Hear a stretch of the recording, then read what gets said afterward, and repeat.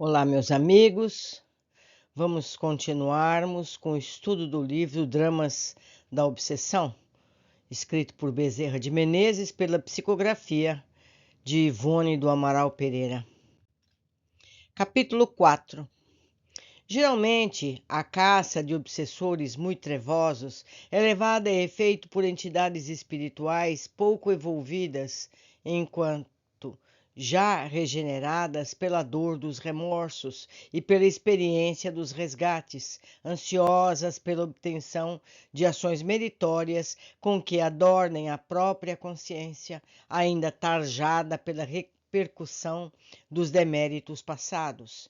Temos aqui uma nota de rodapé que eu trouxe para leitura imediata. Diz ali: os médiuns bastante dedicados à causa de Jesus, à causa espírita, e cujas experimentadas forças morais e psíquicas lograrem possibilidades, igualmente prestam tais serviços durante o sono noturno que os instrutores espirituais tratam de aprofundar quanto possível. Então, ele está dizendo aqui que, além das pessoas que querem acelerar sua evolução por terem um passado que precisa ser limpo às pressas, além dessas pessoas, também pessoas experimentadas com forças morais e psíquicas podem fazer essa tarefa, colaborar nessa tarefa durante o sono. E os instrutores tratam de aprofundar tanto possível. Então, aquelas pessoas que têm aquele sono muito pesado, porque estão ocupadas trabalhando nos planos espirituais. Vamos continuar.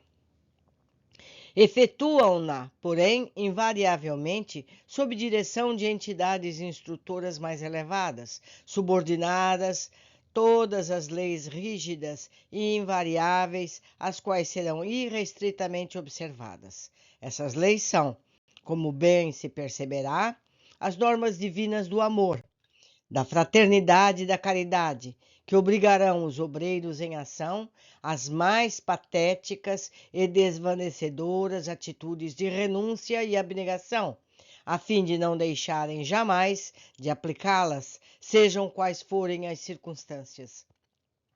Muitos desses operadores possuem método próprio de agir, e os instrutores responsáveis pelo trabalho deixam-nos à vontade, dentro do critério das leis vigentes, tal como a equipe de professores que ensinassem letras e ciências, e outros, mantendo cada um no seu próprio método, embora observando todas as leis da pedagogia ou do critério particular de cada matéria. O meu jovem assistente era entidade amável e humanitária, que fora médico abnegado em sua última peregrinação terrena e portadora de fina educação social, visto que pertencera a uma estirpe de nobres europeus.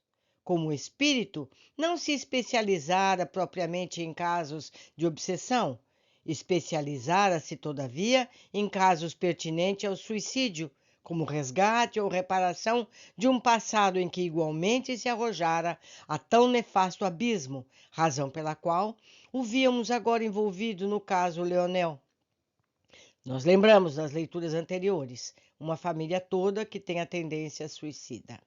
De outro modo, tão amorável e atraente se mostrava essa entidade, tão cativante a sua simpatia pessoal, que frequentemente eram requisitados seus serviços pelos tutelares do invisível para missões de catequese entre espíritos em geral e também entre obsessores, os quais mais ou menos o atacavam, dispondo-se às suas advertências conselheiras.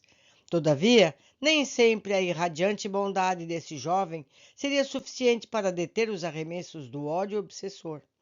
Necessárias se tornariam, por vezes, medidas outras, incompatíveis com a doçura de seu caráter.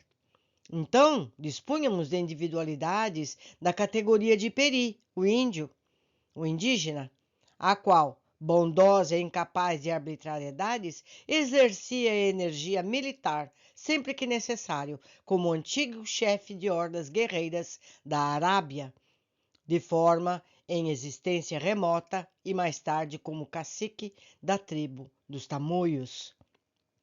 Então, meus amigos, veja que preciosa informação. Esse Peri, que era indígena, no passado remoto, ele era árabe. Vejam só como as raças são irrelevantes. Nascemos nas terras necessárias à nossa evolução. Aqui, com respeito ao cacique, Peri, da tribo Tamoio, temos aqui também uma nota de rodapé que eu vou trazer à tona.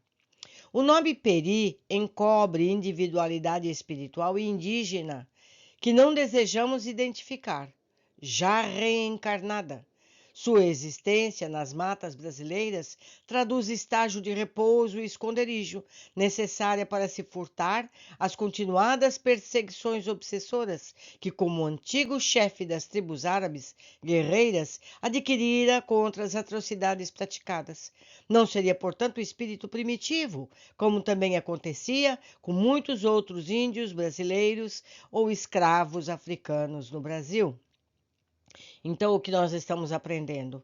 Que nem todo ser que está em região primitiva, como África, como espíritos indígenas nas mais variadas nações do planeta, são espíritos atrasados, não.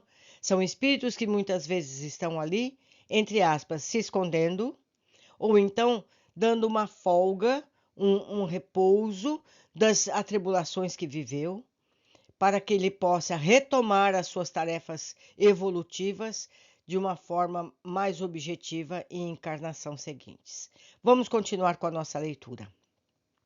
Acresce a circunstância de que as entidades obsessoras, tão materializadas, permanecem dentro da própria inferioridade de princípios, tão vinculadas ao mal que deixam ficar que, a fim de servi-las, auxiliando-as a se deterem no declive em que se resvalam, nos obriguemos a desempenhos assistenciais igualmente materializados, assaz grosseiros para o espírito. Tratar com tais vultos será como tratar com homens rudes, inferiores de caráter, embaçados no apoucamento das paixões e dos preconceitos. Então, esse tipo de espírito obsessor requer uma atitude mais material, mais densa, para que possa atingir os seus objetivos. Seguindo, Peri era especializado em tarefas tais e possuía métodos particulares, os quais aplicava com eficiência, sempre que necessário.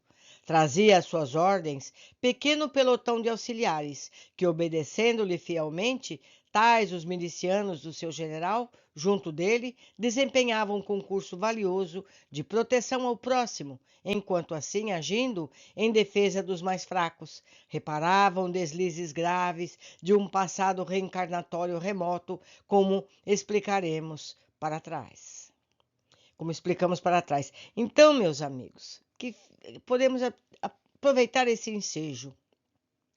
Quando nós temos uma dívida no passado, não é necessário que vivamos a mesma situação que provocamos no outro. Podemos reparar os erros que cometemos praticando boas ações, como o caso que nós estamos vendo aqui de Peri. Ele ajudando pessoas que estão em situações deprimentes por uma obsessão.